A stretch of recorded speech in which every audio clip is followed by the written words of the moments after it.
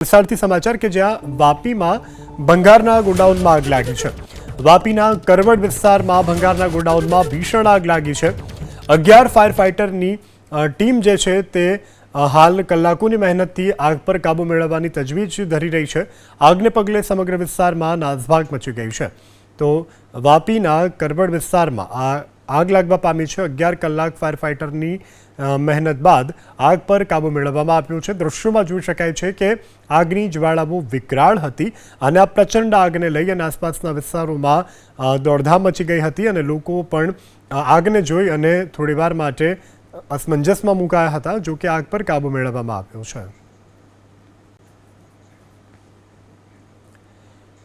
સમાચાર હિંમતનગરથી પ્રાપ્ત થઈ રહ્યા છે। રાયગઢના જંગલ વિસ્તારોમાં અહીં ભીષણ આગ લાગી છે। રાયગઢના જંગલ વિસ્તારોમાં બપોરથી આગ લાગ્યાનું અનુમાન છે। રાયગઢથી સંચેરી ગામ તરફના જંગલમાં લાગી હતી ભીષણ આગ।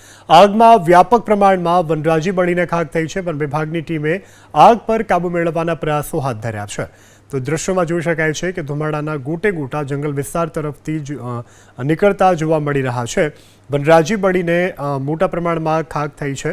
તો આગની ઘટનાને લઈ અને વનરાજીને નુકસાન સાથે વન્ય પ્રાણીઓને પણ નુકસાન થયાની શક્યતા છે।